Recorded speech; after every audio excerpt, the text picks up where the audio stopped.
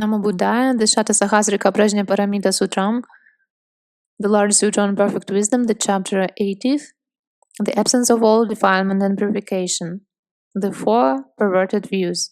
Subhuti, if all dharmas in their own being are non-existent, and if they have not been made by the Buddhas, Pratyekabuddhas, or Arhats, etc., to the Streamwinners by the candidates to the fruits, or by the Bodhisattvas who course toward enlightenment, how can one conceive of any distinction between these dharmas?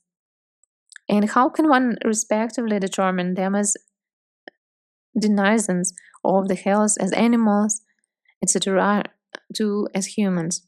How can one say that from this karma there result the hells, the animal world, etc., to the Tathagata? For the non-existent performs no action through which it could go to hell, the animal world, etc., through which it could be reborn among the various kinds of gods, etc., through which it could attain the fruit of a Streamwinner, etc., or through which the Bodhisattva could course in the path to enlightenment, or through which the Tathagata could attain to the knowledge of all modes, thereafter set in beings free from samsara. The Lord. So it is, Subhuti, so it is, as you say, the non-existent can have no karma, no activity, and no fruit. But a foolish and tutored common person who is not conversant with the holy dharmas does not wisely know that dharmas in their own being are non-existent. With thoughts which have a reason from perverted views, he brings about various deeds, and he gets the kind of personality which corresponds to them, whether in the hells, etc., among the gods of the station of neither perception nor non-perception. So the non-existent has no karma, activity, or fruit. And what is non-existent, that is just non-existent. As to what Subhuti has further said about the fruit of a Streamwinner, etc., to the Tathagata's knowledge of all modes, is not the path non-existent, and so also the fruit of a Streamwinner, etc., to the knowledge of all modes. Subhuti, yes, they are all non-existent. The Lord, can then a non-existent dharma reach a non-existent dharma? Subhuti, no, O Lord. The Lord, it is thus that both the non-existent and the path are dharmas which are neither conjoined nor disjoined, which are immaterial and definable, not resistant, and one with one mark only, no mark. With the Bodhisattva, but the Bodhisattva who courses in perfect wisdom dissuades through his skill and means those beings who are inclined to the four perverted views, and who, with regard to the five skandhas, perceive permanence in the impermanent, is in what is ill, a self in that which has no self, a loveliness in that which is unlovely. And he also dissuades those who have settled down in a belief in existence from that belief. The cognition that the perverted views are unfounded in entities. Subhuti, is there perhaps an entity which is a truly real existence, which is such as it is and not false, on which the foolish common people have taken their stand, with the result that they have settled down in it as being a truly real entity and existence which is such as it is and not false? For if there is none such, how do they bring about the deeds which prevent them from being liberated from samsara with its 5 places of rebirth? The Lord, there is no entity even as fine as the fine point of the tip of a hair on which the foolish common people could base themselves to bring about deeds, except by way of the perverted views. I will give you a simile which will make this point clearer, so that intelligent people can understand it. What do you think, Subhuti, when someone sees something in a dream? Does he see an entity on which he could base his enjoyment of the 5 sense pleasures? Subhuti, the dream, to begin with, is not, how much less that on which the dreamer could base his enjoyment of the 5 sense pleasures. The Lord, what do you think, Subhuti? Is there dharma, conditioned or unconditioned, with or without outlaws, which is not like a dream? Subhuti, no, there is not.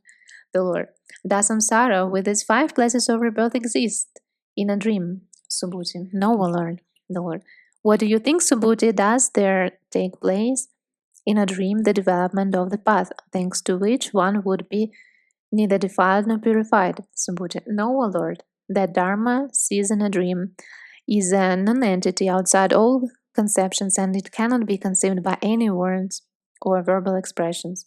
The Lord. When a reflected image is seen in a mirror, is there then an entity which could bring about this with the result that it would go to one of the 5 places of rebirth? Subhuti, no, O Lord. A non-entity is that reflected image, except for the foolish common people being deceived. How then could it perform the deeds through which it would go to one of the 5 places of birth? The Lord. Does it then have a development of the path, thanks to which it would be neither defiled nor purified? Subhuti, no, it doesn't, because that reflected image is a non-entity, the Lord. When an Ika emerges from a wood, a cave, a mountain, a glen, or a steep slope, is then that Ika an entity which performs deeds by which it goes to the various places of rebirth? Subhuti, it doesn't, O Lord, because that Ika is a non-entity, the Lord. Does the Ika have a development of the path, thanks to which it would be neither defiled nor purified? Subhuti, it doesn't, because absolutely that Ika doesn't exist. The Lord, since with regard to a mirage there is a perception of water, river, city, and of parks where there are none of these things, can then that perception of a mirage perform deeds through which it could go to the various places of rebirth? Subhuti, no, it cannot, because absolutely there is in that mirage no water, river, city, or park except for a perversion of perception and delusion of the eye. The Lord.